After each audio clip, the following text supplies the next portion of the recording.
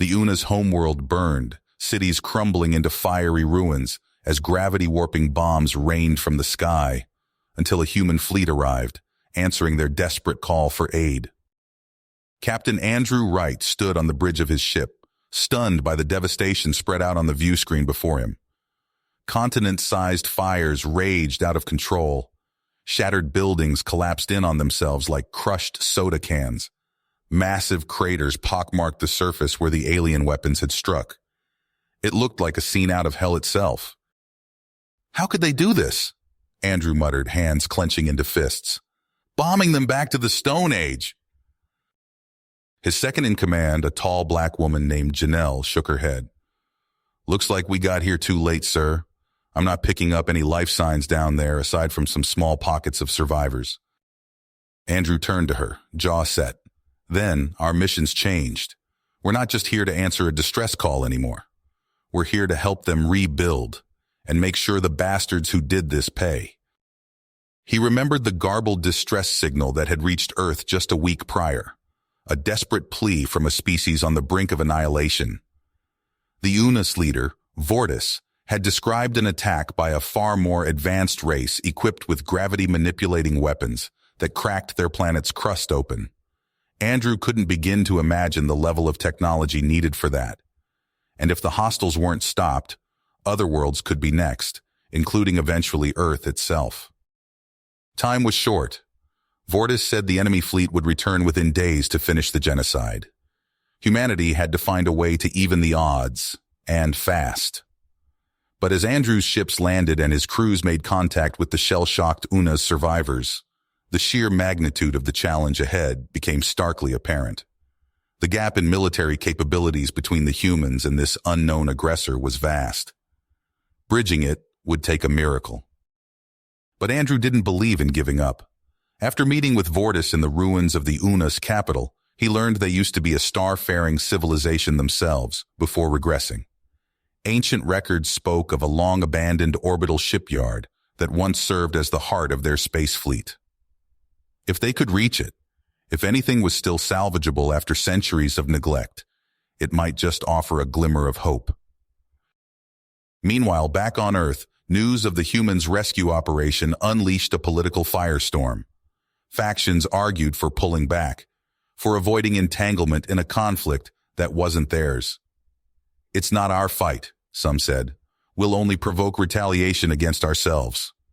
But others, like Andrew's brother Mark, a fellow captain, pushed for taking a stand against such blatant evil.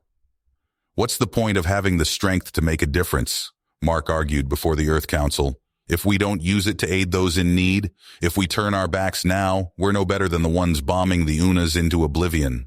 The debate raged, gridlock threatening to delay any further support to Andrew's fleet. But Captain Wright didn't have the luxury of waiting for politics to sort itself out. With Vortis's help, he located the ancient shipyard. His engineers swarmed over the massive, derelict hulks of the Una's warships within, assessing what could be salvaged.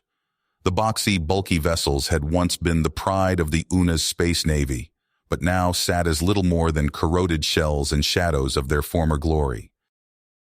"You really think you can get these flying again?" Vortis asked, eyeing the decayed ships with skepticism as he walked through the shipyard with Andrew. "They haven't moved in hundreds of years." Andrew watched his engineers already at work, cutting through rusted bulkheads and pulling components out for repair. "Honestly, I don't know," he admitted. "But we have to try. It's either this or face your attackers in our own ships, and something tells me that won't end well for any of us." As the human crews labored around the clock, scavenging parts and jerry-rigging new systems to mesh with the old Una's technology, the first ships slowly shuddered to life again. It was a momentous occasion, seeing the ancient Una's cruisers and battleships light up one by one for the first time in centuries.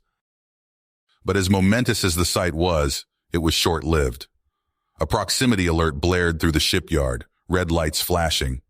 Vortis checked a nearby console and his eyes widened. "They're back," he said, voice grim. "The ones who attacked us. They've returned to finish the job."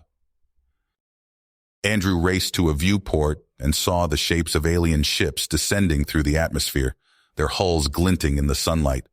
They moved with a predatory grace, like sharks circling wounded prey. "We're out of time," Andrew said, mind racing. He turned to his crew. "All hands, battle stations. We need to buy time for the Unas to evacuate as many survivors as they can." The human fleet, augmented by the handful of refitted Unas ships, moved to intercept the attacking Zorgan forces. But it quickly became apparent they were outmatched. The Zorgan ships unleashed their gravity weapons, ripping apart human vessels like they were made of paper. Andrew watched in horror as ship after ship vanished in blossoms of fire and debris. In a high-stakes endeavor, Andrew ordered a ramming maneuver, using the combined mass of the remaining human and Unas ships to physically slam into the Zorgon fleet. It was a suicide run, but it bought precious minutes for the planet-side evacuation to proceed.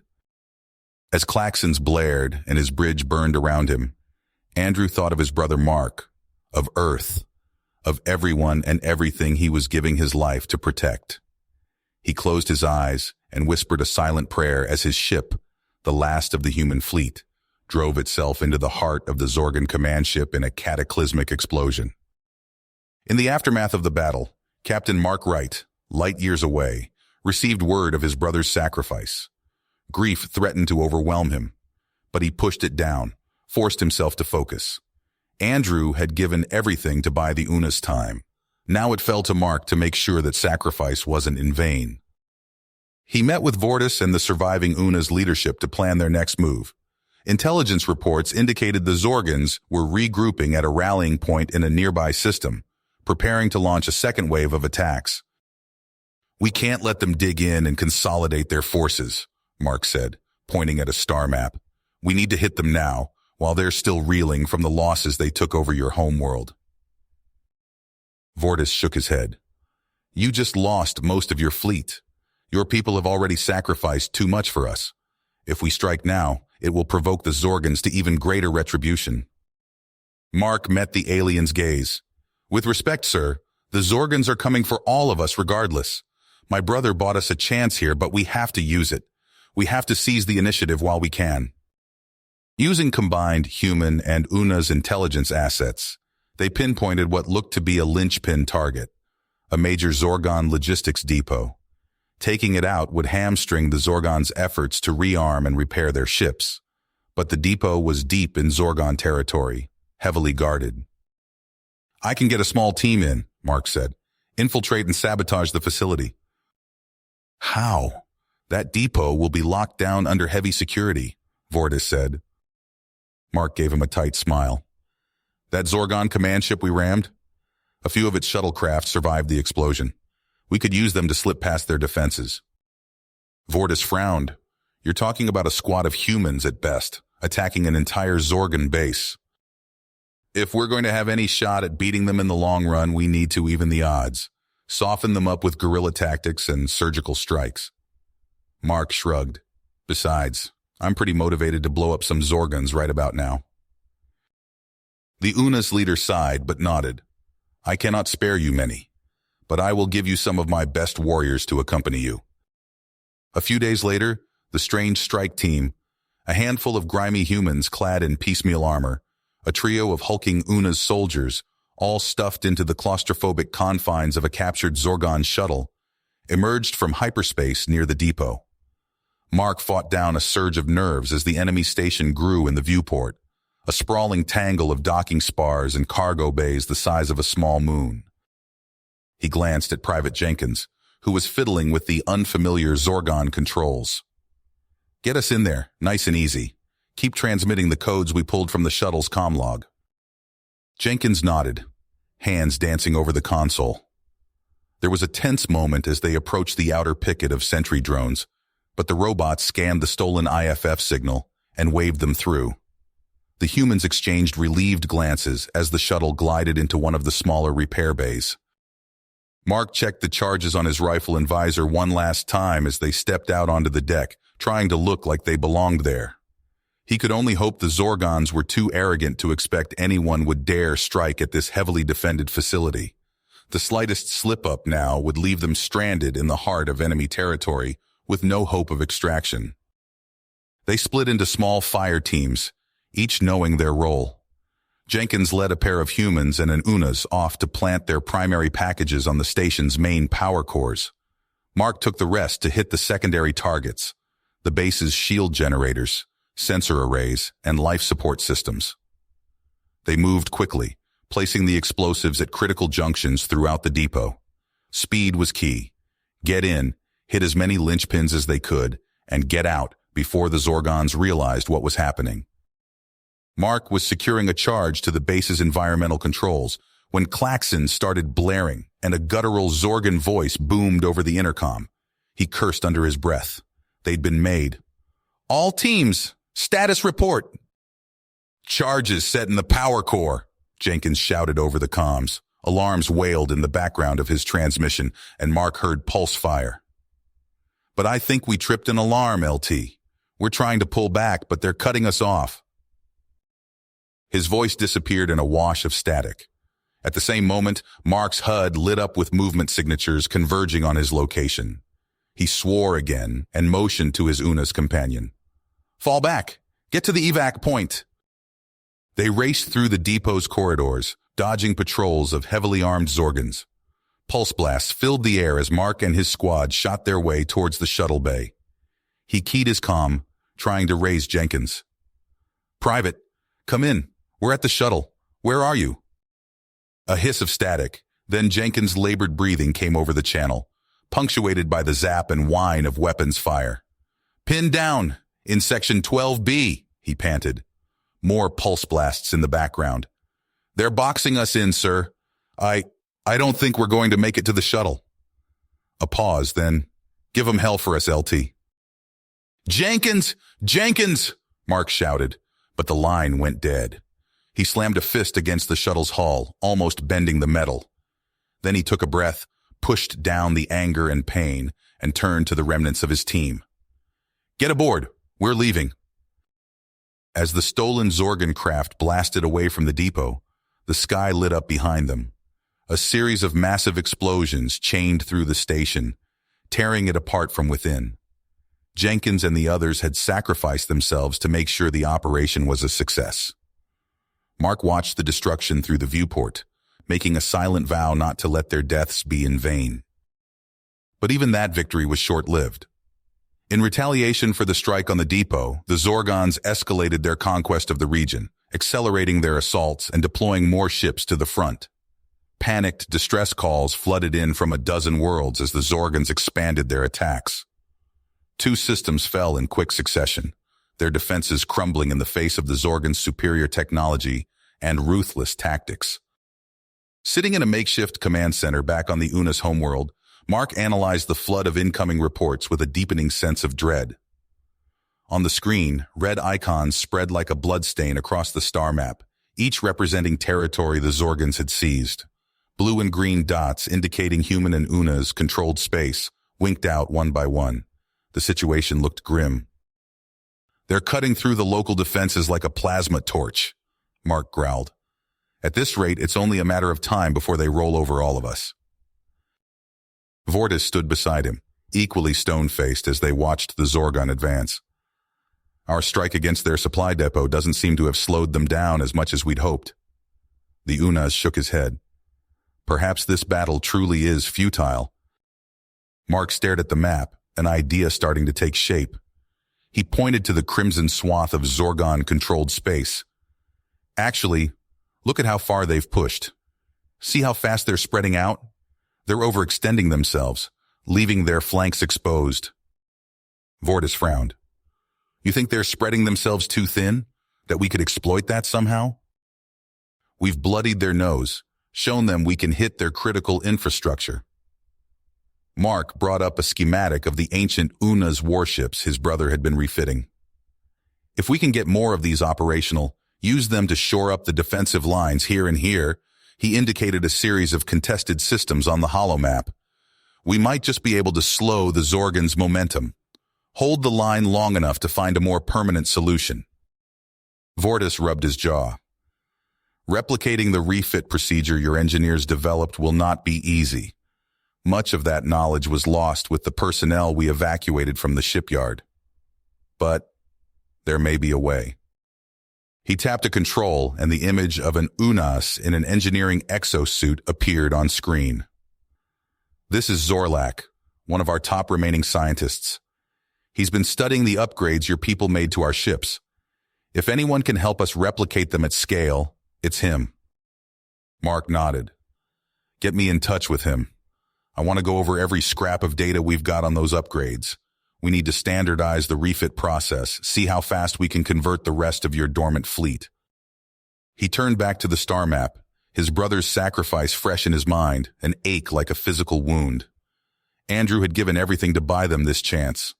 Mark would be damned if he let it slip away now. The Zorgans are going to roll over the whole damn sector if we can't find a way to stop them, he said, fists clenched. And that's not happening, not on my watch.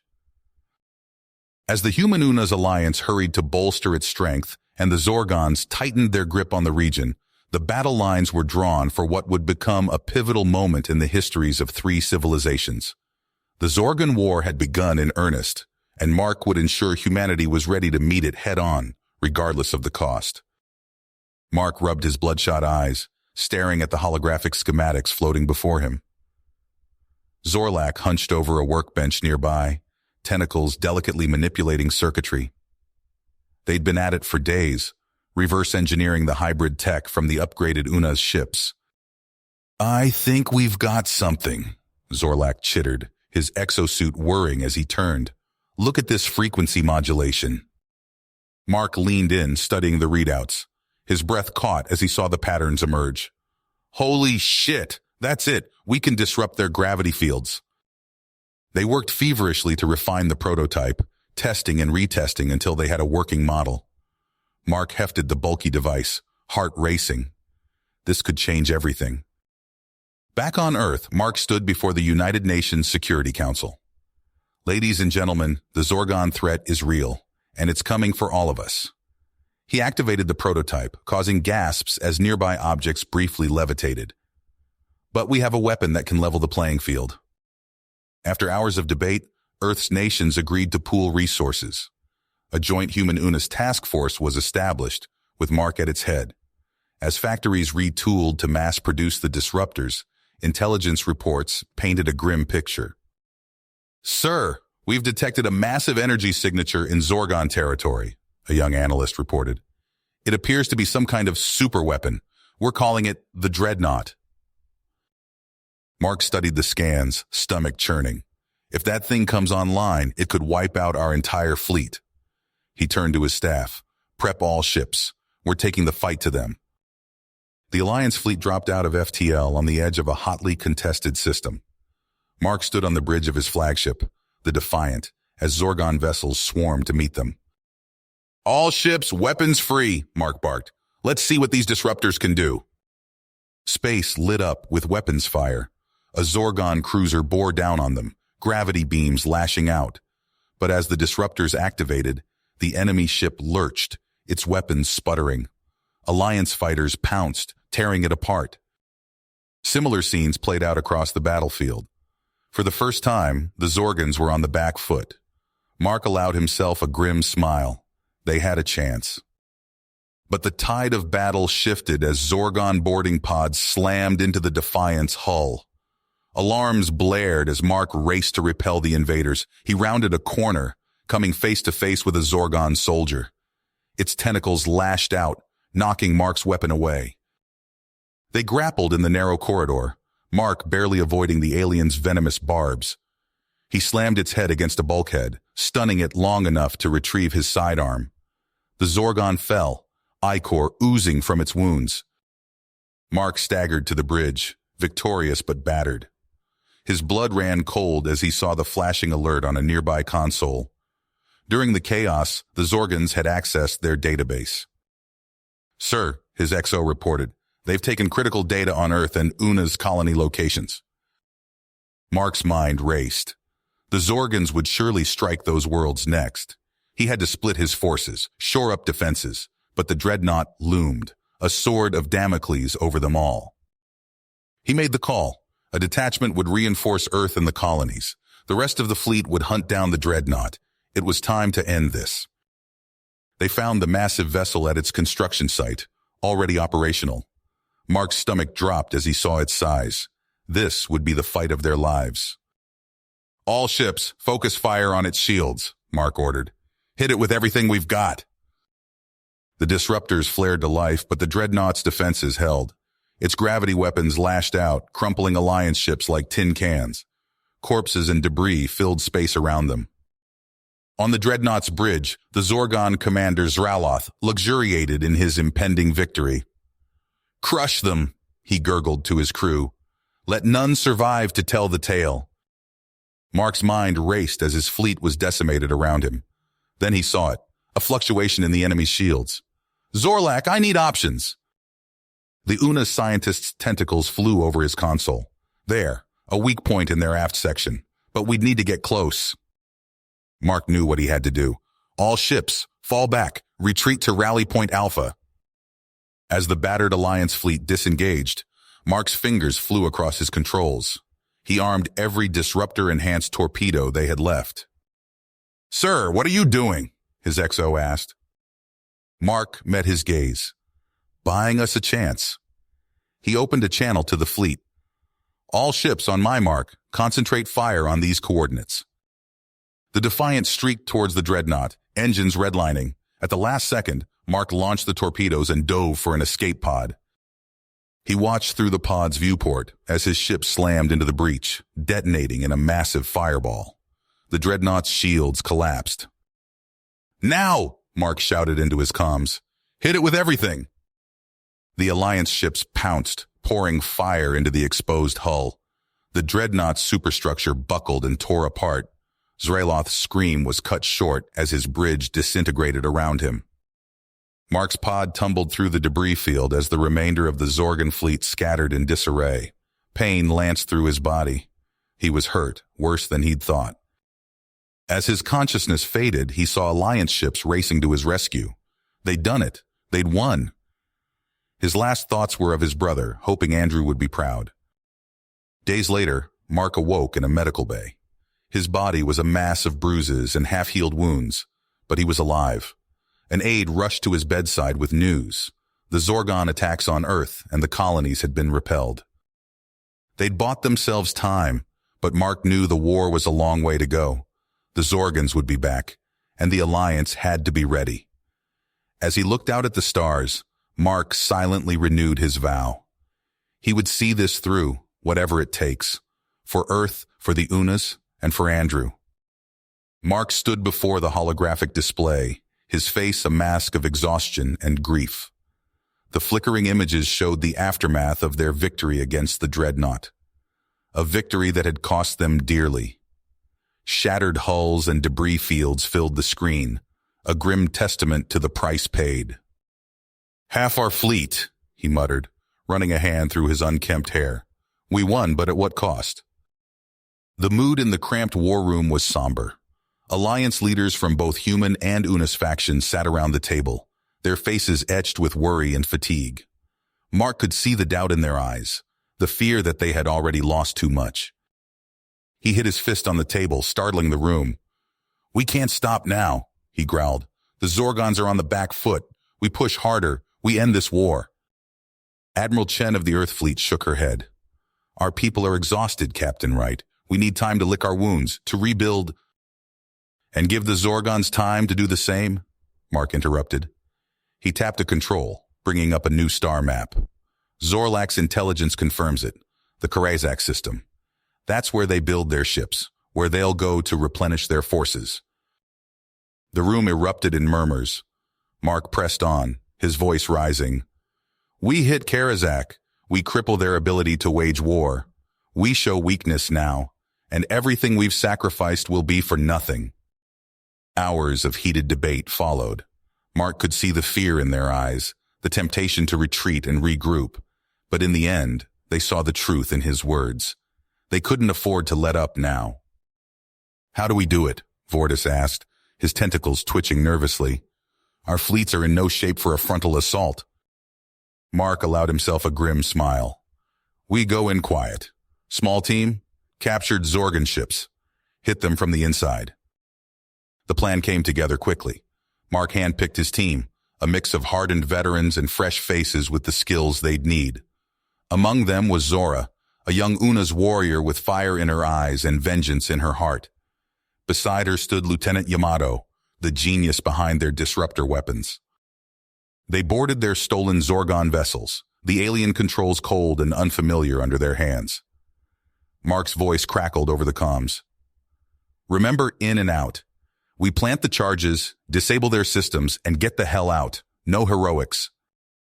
The Karazak shipyards loomed before them, a sprawling complex of construction bays and assembly lines. Mark held his breath as they transmitted the stolen codes. Tense seconds passed before the security grid flickered, allowing them through. Once inside, they split up. Mark led his team through twisting corridors, planting explosives at key junctions. The Zorgon architecture was alien and unsettling, all curves and strange angles that made his head hurt to look at. Suddenly, Zora's voice cut through the comms, tight with tension. "Contact! We've been made!" The sound of weapons fire echoed through the channel. Mark's heart raced as he heard the chaos unfolding. "Zora, report!" "Heavy resistance," she gasped between bursts of gunfire. "Yamato's working on the virus, but we're pinned down." Mark's team doubled their pace, racing to finish their part of the mission. They rounded a corner and came face to face with a lone Zorgon technician. Before they could react, the alien slammed a tendril against a control panel. Alarms blared throughout the complex. "Shit," Mark snarled. "Our cover's blown. Yamato, tell me you got that virus uploaded." "Done," the lieutenant's voice crackled. "Their systems are blind, but we've got company incoming." Mark's team sprinted for the extraction point, the sound of Zorgon security forces growing louder behind them. They burst into the hangar bay just as Zora's group arrived, supporting wounded comrades. "Go, go, go!" Mark shouted, laying down covering fire as they piled into their stolen ships. The engines roared to life just as the first Zorgon troops burst into the hangar. They rocketed out of the shipyards, alarms blaring in their wake. Behind them, the charges they'd planted began to detonate. Massive explosions chained through the complex, ripping apart construction bays and assembly lines. Mark watched through the view screen as the shipyards tore themselves apart, a fierce satisfaction warring with the grief of their losses. They'd struck a crippling blow, but the cost had been high. As they limped back to Alliance space, Mark received the news he'd been dreading. Zora hadn't made it. The young Una's warrior had succumbed to her wounds during their frantic escape. Mark clenched his fists, thinking of all those they'd lost, in this mission and throughout the war. He made a silent vow to honor their sacrifices, to see this through to the bitter end. The Zorgons would pay for every life they'd taken. But even as he steeled himself for the battles to come, Mark knew the worst was nowhere near the end. The Zorgons would not take this lying down. Their reprisals would be swift and terrible. The Alliance had to be ready. The Alliance medical frigate dropped out of FTL on the edge of the Altair system, its hull gleaming against the backdrop of distant stars. On the bridge, Mark Wright stood rigid, his eyes fixed on the screen as Larkin came into view. The once vibrant Una's mining world now hung silent in space, its atmosphere a sickly green haze. Mark's stomach churned as he took in the sight. "Any response to our hails?" he asked, his voice tight. The communications officer shook her head. "Nothing, sir, just static." Mark nodded grimly. "Take us in. Full biocontainment protocols. I want everyone in hazard suits before we breach the atmosphere." As the frigate descended, Mark donned his own protective gear. The suit felt suffocating, a constant reminder of the danger they faced. He checked the seal on his helmet for the third time as they entered the planet's upper atmosphere. The ship bucked and shuddered as it pushed through thick clouds of contaminated air. When they finally broke through, the scene below stole Mark's breath away. Larkin's capital city sprawled beneath them, a maze of twisted metal and crumbling stone. Streets lay empty, vehicles abandoned where they had stopped. No movement, no signs of life. "My God," someone whispered behind him. Mark swallowed hard. "Take us down. We need to find survivors." The frigate touched down in what had once been the city's central plaza. Mark led the first team out, their boots crunching on debris-strewn ground. The silence was oppressive, broken only by the hiss of their suit respirators. They moved through empty streets, scanners probing for any life signs. Building after building stood abandoned, some with doors left wide open as if their occupants had fled in panic. "Over here!" a voice crackled through the comms. "I've got something." Mark raced toward the signal, hope rising in his chest. They found one of the science team crouched over a prone figure, an Una's, its tentacles splayed limply on the ground. The scientist looked up, shaking his head. "Too late. The bioweapon. It's unlike anything I've ever seen." Mark clenched his fists, fighting back a wave of despair. They pressed on, searching block after block for any sign of survivors. Hours passed. The shadows lengthened as Larkin's sun dipped toward the horizon. Mark's team had found nothing but corpses and silence. Then faintly a sound.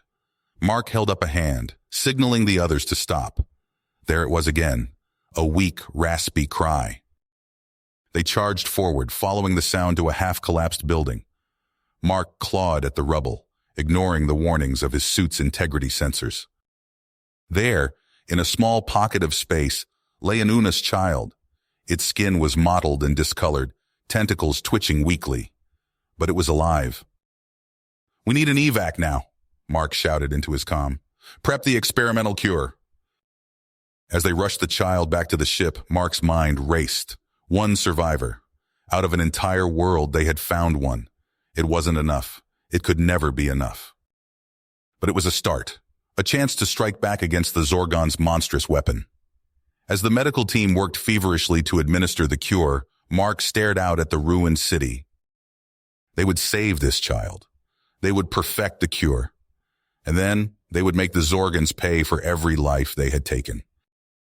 The battle for Larkin was over, but the war, the real war, was just beginning. The medical frigate emerged from FTL, its hull gleaming against the backdrop of Larkin's star.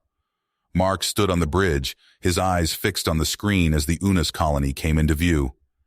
He tapped the comm panel. "Planetary Defense, this is Alliance Medical Frigate Mercy. Respond." Silence. Mark tried again, his voice echoing in the tense quiet of the bridge. Still nothing. "Take us in," he ordered, his teeth gritted. "Prep the landing team." As they breached the atmosphere, the devastation unfolded before them. Cities sprawled out like vast graveyards, buildings crumbling and streets empty. Sensor readings flashed across the screens, showing only the faintest traces of life amidst a sea of death. Mark led the away team down the ramp, the hiss of their suit seals breaking the eerie quiet. They fanned out across the ruins of what had once been a bustling spaceport. Twisted metal and shattered glass crunched under their boots. Hours passed as they combed the city, scanners probing for any sign of survivors.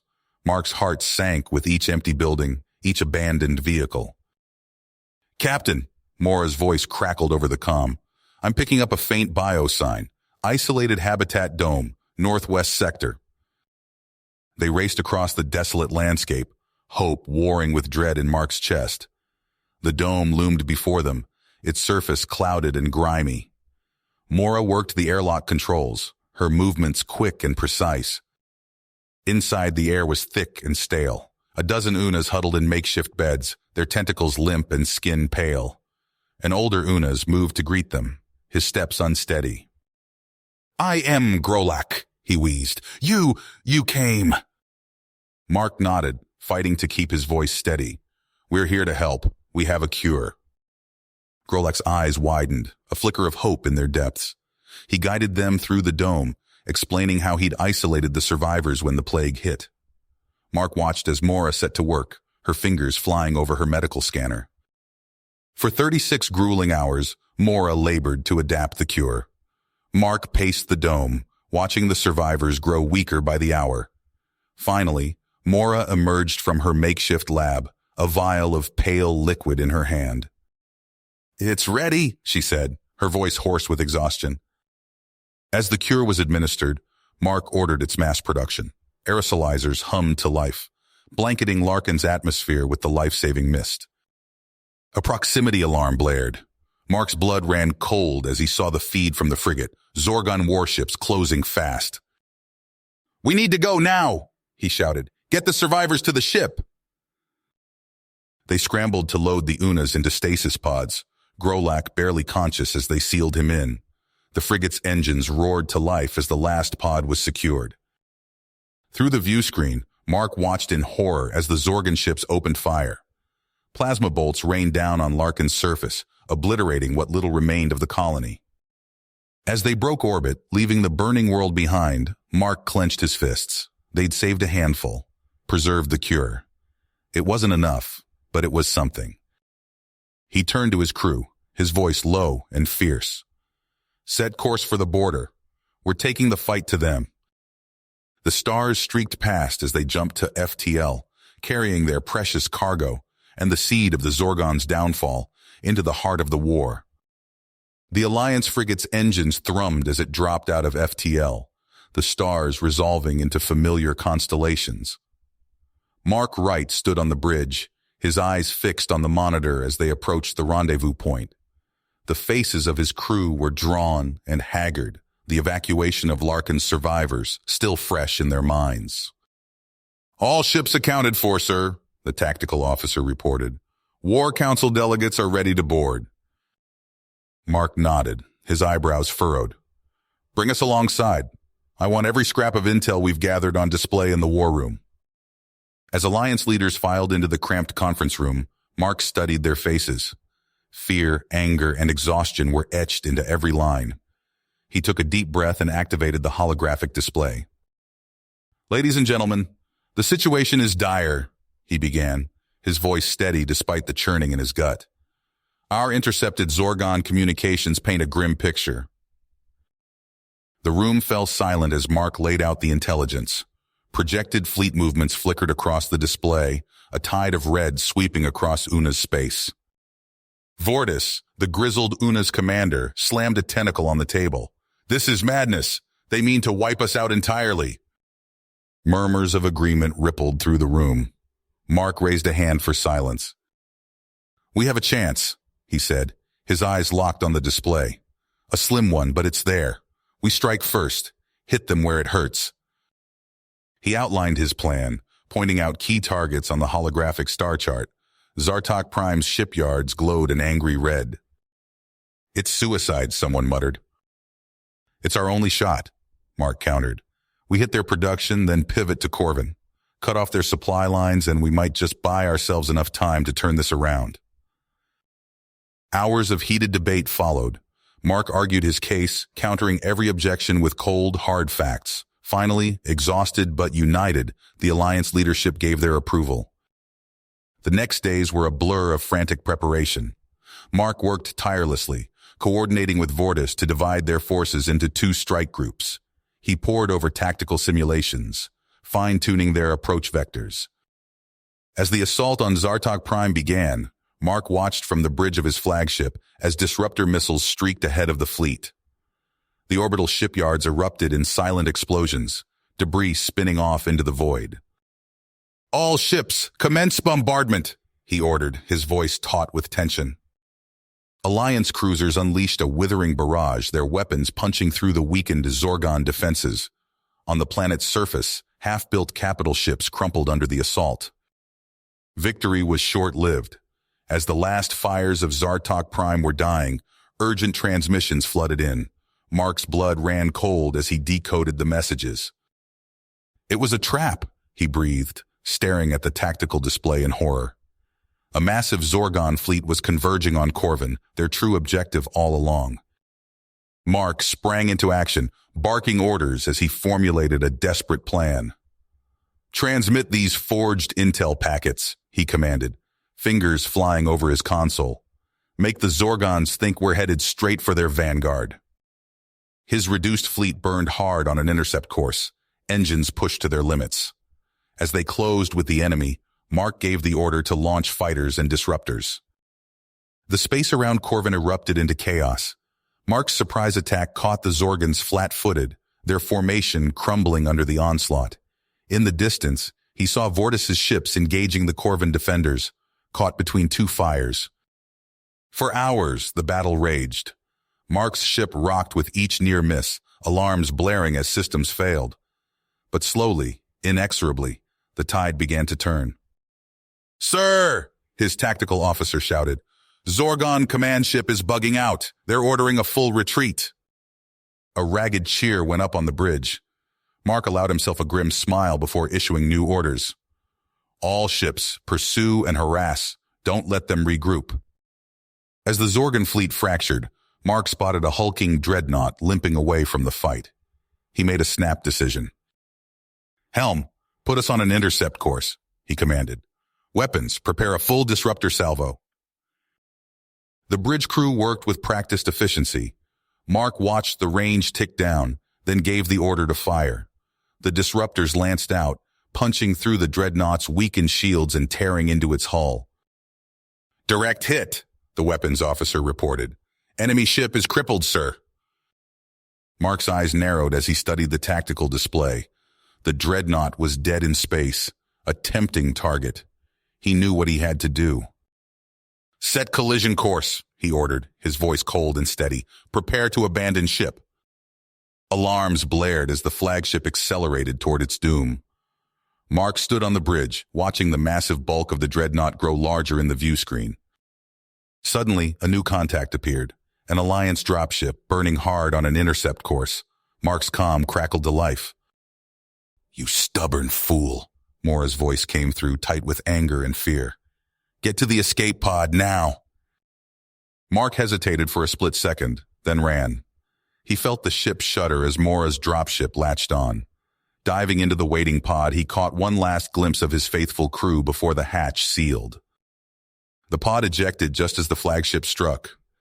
Mark watched through the tiny viewport as his ship and the Zorgon dreadnought vanished in a massive fireball. Mora's dropship scooped up the pod, racing away from the expanding debris field. As they rejoined the Alliance fleet, Mark saw the remnants of the Zorgon armada fleeing into the depths of space.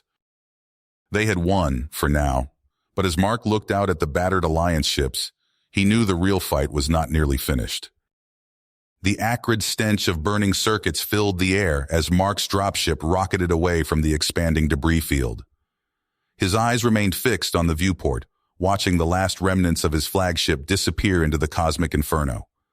The victory at Corvin had come at a steep price. His reverie was shattered by the urgent beeping of the comm panel.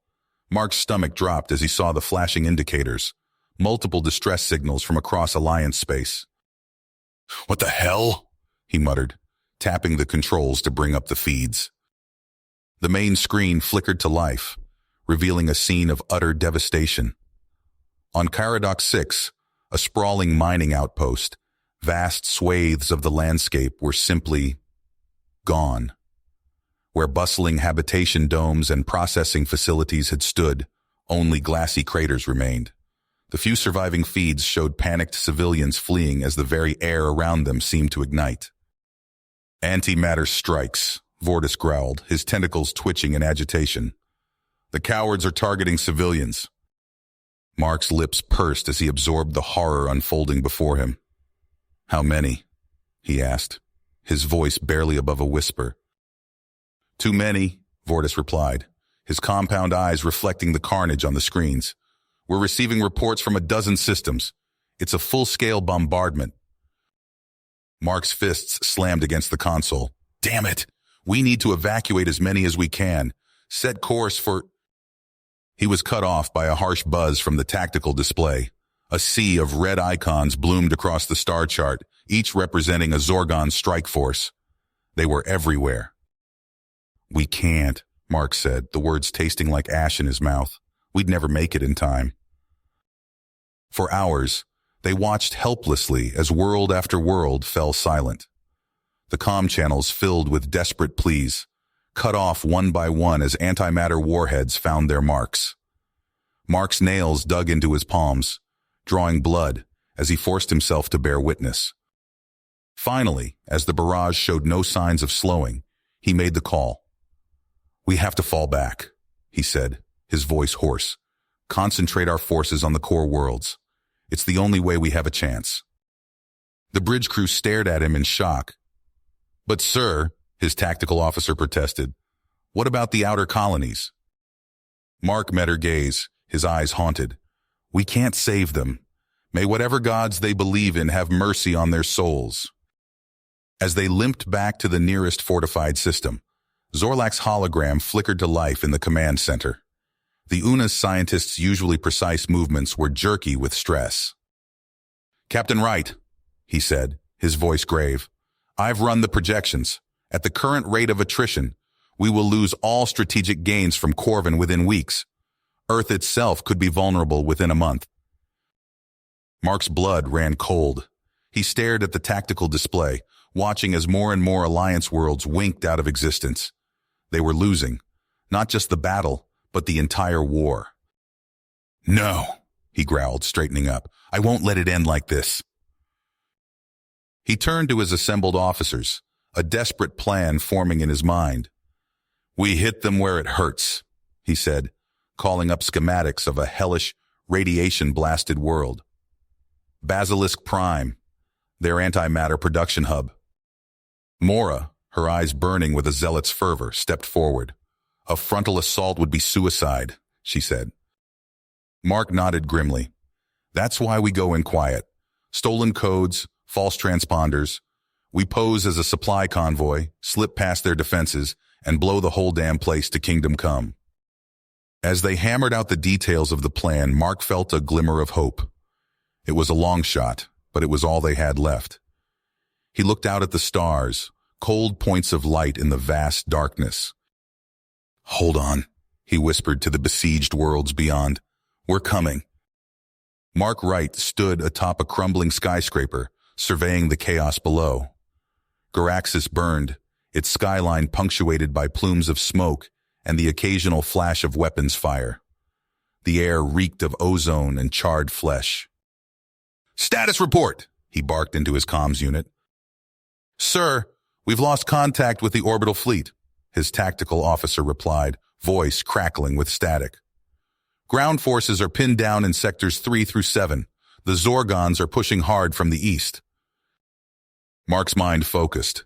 He watched as a Zorgon cruiser strafed a line of Allied tanks, turning them into smoking husks. And Vortis? He asked, dreading the answer. Silence stretched for several heartbeats. No word since the Forge detonation, sir. We have to assume... Understood. Mark cut him off. He couldn't dwell on it now. The loss of his friend and the primary Forge should have been a crippling blow to the Zorgons. Instead, they seemed to fight with renewed fury. A high-pitched whine filled the air.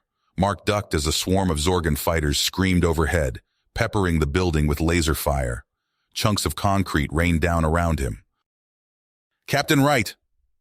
A breathless human soldier sprinted onto the rooftop. We've located something in the rubble of Arkland's command center. You need to see this. Minutes later, Mark stood in a bomb-cratered street, staring at a half-buried antimatter warhead. Its casing was scorched, but the readout still pulsed with malevolent energy. Can we disarm it? He asked. The explosives tech shook her head. Not safely, sir, but we might be able to rig it for remote detonation. Mark's mind raced. With their fleet in tatters and ground forces being overwhelmed, they had no hope of holding Garaxis. But if they could deny it to the Zorgons... He activated his comms. All units, this is Captain Wright. Fall back to extraction points immediately. Repeat, full retreat. Protests flooded the channel. Mark cut them off. That's an order. We're initiating Operation Scorched Earth. For hours, Mark coordinated the desperate withdrawal. Platoons fought street-by-street battles to reach their evacuation zones. Every step was paid for in blood. Finally, huddled in the last remaining dropship, Mark watched the rapidly shrinking surface of Garaxis. In his hand, he clutched the detonator. Sir, his pilot called out, we're clear of the blast radius. Mark closed his eyes. He thought of Vortis, of all those who had sacrificed everything to reach this point. His finger hovered over the button. For Earth, he whispered, for all of us. He pressed down hard. The antimatter warhead detonated with blinding intensity, consuming Garaxus in a hellish inferno. Mark Wright watched through the viewport as the planet's surface boiled away, his face illuminated by the unholy light. The shockwave slammed into the fleeing Alliance ships, rocking them violently. "Damage report," Mark barked, steadying himself against a console. "Hull breaches on decks 3 through 7, his tactical officer replied, voice tight with strain, radiation levels spiking throughout the ship.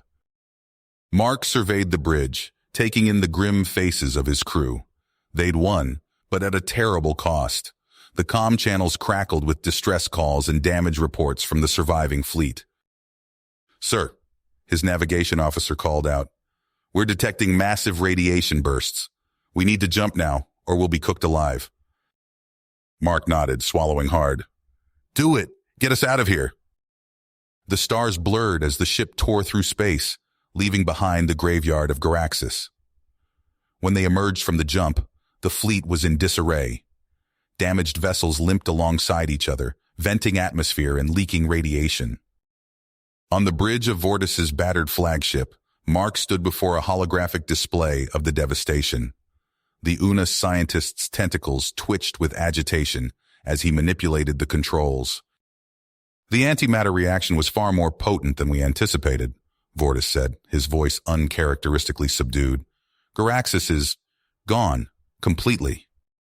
Mark's shoulders sagged under the weight of what he'd done. He'd given the order, turned an entire world to ash. The faces of those left behind, Sergeant Ricks and countless others, flashed through his mind. "How many?" he asked, dreading the answer. Vortis's compound eyes met Mark's gaze. "Initial estimates suggest tens of thousands dead or stranded on the surface, and that number is climbing. Many of our ships are reporting severe radiation poisoning among their crews." Mark's fists clenched at his sides. He'd known the cost would be high, but this was beyond imagining. The victory felt hollow, tainted by the scale of the destruction. As the hours passed, the true toll became clear.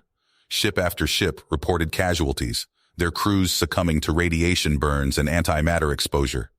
The med bays were overwhelmed, doctors and nurses working tirelessly to save those they could. In the aftermath, a somber silence fell over the fleet. Mark found himself in a quiet observation deck, staring out at the stars. The door hissed open behind him, and he turned to see a group of human and Una's officers entering. "Captain Wright," one of the human officers said, her voice filled with a mix of respect and wariness. "We need to talk about what happens next." Mark nodded, gesturing for them to continue. "Sir," an Una spoke up, his chitinous exoskeleton scarred from battle. "What happened on Garaxus? It changes everything. We can't go back to how things were before." "He's right," another human chimed in. "The Zorgans, the other races out there, they need to know we're not to be trifled with, that we'll do whatever it takes to survive." Mark listened as they laid out their vision, a new alliance, forged in the crucible of Garaxus, no longer content to merely defend, but to strike first against any who threatened their existence. The words washed over him, each one cementing the transformation that had begun with his fateful order. As the meeting concluded, Mark found himself alone with Vortis. The Una's scientist studied him with an unreadable expression. "This path we're embarking on," Vortis said softly, "it will not be an easy one." Mark's eyebrows furrowed. "No," he agreed, "but it's the only way to ensure this never happens again, to anyone." He turned back to the stars, his eyes hard with newfound purpose. The galaxy had changed, and they would change with it, no matter the consequences. You have reached the end of the story. If you enjoyed this story and want to support us, please leave a like and subscribe to our channel, and for every comment that says 88, I will heart every single one of them. Thank you for your time.